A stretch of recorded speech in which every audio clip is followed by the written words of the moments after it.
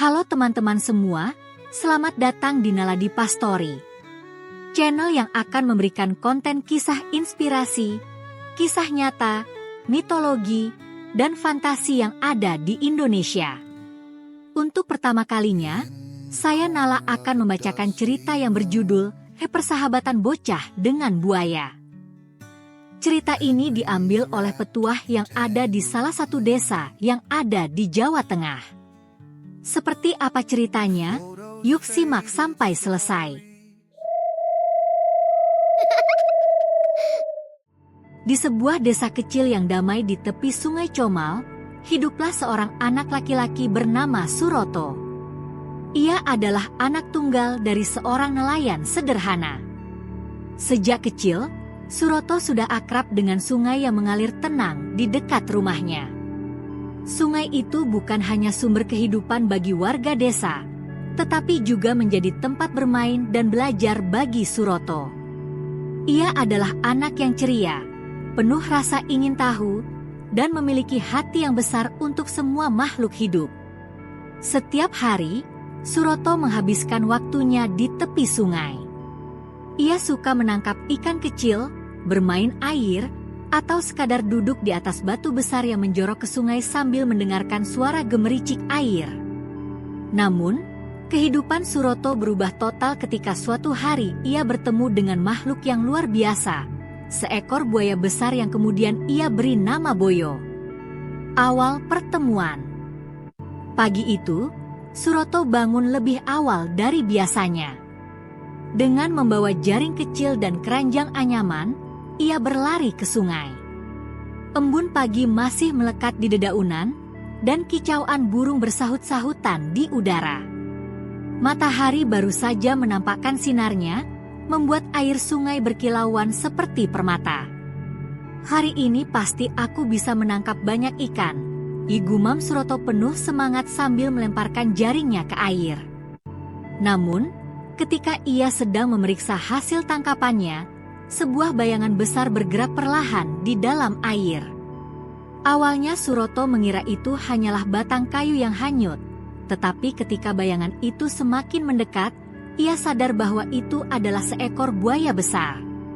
Tubuhnya hitam mengkilap, dengan sisik yang tampak kokoh dan mata tajam yang berkilauan di bawah sinar matahari. "Bu buaya?" Suroto terkejut. Tangannya yang memegang jaring bergetar, dan ia mundur beberapa langkah. Namun, buaya itu tidak menunjukkan tanda-tanda agresif. Sebaliknya, ia diam di tempat, hanya menggerakkan ekornya perlahan, seolah ingin memastikan Suroto tidak merasa terancam. Dengan hati-hati, Suroto mulai berbicara. "Hei, kamu tidak akan menyerangku, kan? Aku tidak akan menyakitimu juga," katanya dengan suara bergetar. Buaya itu hanya diam, tetapi tatapannya terasa tenang. Suroto memberanikan diri melangkah lebih dekat. "Kamu sendirian di sini? Kalau kamu tidak jahat, aku akan memberimu nama. Bagaimana kalau Boyo? Ya, itu nama yang cocok untukmu." Saat Suroto menyebutkan nama itu, buaya tersebut mengangguk kecil, membuat anak itu terkejut sekaligus kagum. "Wah, kamu mengerti aku? Hebat sekali," katanya sambil tersenyum lebar. Sejak saat itu, Suroto merasa ada ikatan khusus antara dirinya dan Boyo. Ikatan persahabatan. Sejak pertemuan pertama itu, Suroto tidak pernah melewatkan sehari pun tanpa mengunjungi Boyo. Setiap pagi, ia membawa ikan hasil tangkapan untuk diberikan kepada sahabat barunya. "Boyo, ini untukmu. Ikan segar. Aku menangkapnya tadi pagi," katanya sambil melemparkan beberapa ikan ke sungai. Boyo akan membuka mulutnya perlahan dan menelan ikan-ikan itu dengan tenang. Suatu hari, Suroto duduk di tepi sungai sambil mengayunkan kakinya ke air. "Boyo, kamu tahu? Aku sering merasa kesepian di sini. Tidak banyak anak seusiaku di desa ini. Tapi sekarang aku punya kamu sebagai teman. Kamu mau jadi sahabatku, kan? Tanyanya. Boyo menganggukkan kepalanya pelan, membuat Suroto tertawa kecil. Aku tahu kamu mengerti aku. Suroto juga mulai menceritakan persahabatan uniknya kepada teman-teman sebayanya di desa. Namun, tidak semua percaya. Mana mungkin kamu berteman dengan buaya?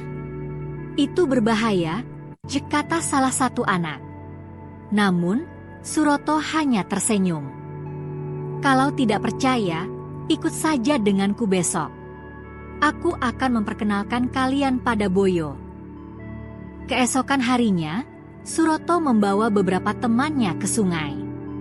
Awalnya mereka takut, tetapi ketika melihat Boyo muncul dengan tenang dan bahkan membantu mendorong rakit Suroto dengan moncongnya, mereka mulai percaya. Wah, Boyo benar-benar buaya yang baik, seru salah satu temannya. Legenda di balik Boyo. Suatu malam, setelah makan malam bersama keluarganya, Suroto dihampiri oleh tetua desa, Pak Wiryo. Suroto, aku dengar kamu sering bermain dengan buaya besar di sungai. Apa itu benar? Tanya Pak Wiryo dengan suara tenang. Suroto mengangguk. Benar, Pak. Namanya Boyo. Dia baik sekali. Dia tidak pernah menyakitiku. Pak Wiryo tersenyum kecil dan mulai bercerita. Tahukah kamu, Suroto, ada legenda tentang buaya penjaga sungai Comal? Konon, buaya itu bukan buaya biasa. Ia adalah makhluk gaib yang ditugaskan untuk menjaga keseimbangan alam di sungai ini. Ia hanya akan muncul pada orang-orang yang berhati murni dan tulus terhadap alam. Mendengar cerita itu, Suroto terdiam sejenak. Gai, Boyo adalah penjaga sungai ini? Tanyanya. Pak Wiryo mengangguk. Jika ia memilihmu sebagai sahabatnya, itu berarti kamu istimewa, Suroto. Tapi ingatlah, jangan pernah hianati kepercayaannya. Persahabatan dengan makhluk seperti itu adalah anugerah yang sangat langka. Konflik dan pengorbanan. Harmoni persahabatan mereka diuji ketika sekelompok pemburu dari luar desa datang, mendengar kabar tentang buaya besar di Sungai Comal. Mereka menganggap Boyo sebagai ancaman dan berniat menangkapnya untuk dijual. Ketika Suroto mendengar rencana itu dari salah satu warga, ia langsung berlari ke sungai. Boyo, Boyo, kamu harus pergi jauh. Mereka datang untuk menangkapmu, katanya dengan napas terengah-engah. Boyo muncul dari air dan menatap Suroto dengan mata yang tenang, seolah berkata, aku tidak akan meninggalkanmu. Ketika para pemburu tiba dengan perahu dan senjata, Suroto berdiri di tepi sungai, menghalangi mereka.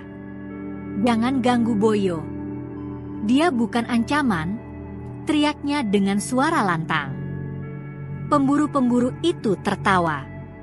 Anak kecil, minggir. Ini bukan urusanmu. Namun, Suroto tetap bertahan. Teman-temannya, yang mendengar keberaniannya, datang untuk membantunya. Mereka berdiri di belakang Suroto, membentuk barisan. Kami tidak akan membiarkan kalian menyakiti Boyo, teriak salah satu teman Suroto. Dengan dukungan penduduk desa, para pemburu akhirnya mundur. Boyo kembali ke sungai dengan selamat, tetapi sebelum pergi, ia melompat kecil ke permukaan air, seolah mengucapkan terima kasih kepada Suroto dan para warga. Akhir cerita. Seiring waktu, Boyo semakin jarang terlihat. Beberapa orang percaya bahwa ia telah kembali ke dunia gaib tempatnya berasal. Namun bagi Suroto, kenangan tentang persahabatan mereka tetap hidup selamanya. Suroto sering duduk di tepi sungai, menceritakan kisah Boyo kepada anak-anak di desa. Persahabatan sejati itu tidak memandang bentuk atau asal. Yang penting adalah kepercayaan dan hati yang tulus, katanya sambil tersenyum. Cerita tentang Suroto dan Boyo terus hidup, menjadi legenda yang mengajarkan keberanian, kejujuran, dan harmoni dengan alam kepada generasi-generasi berikutnya. Selesai. Semoga kisah ini bisa menginspirasi teman-teman semua. Jangan lupa subscribe dan nyalakan tombol notifikasi agar bisa menikmati konten menarik selanjutnya. Terima kasih.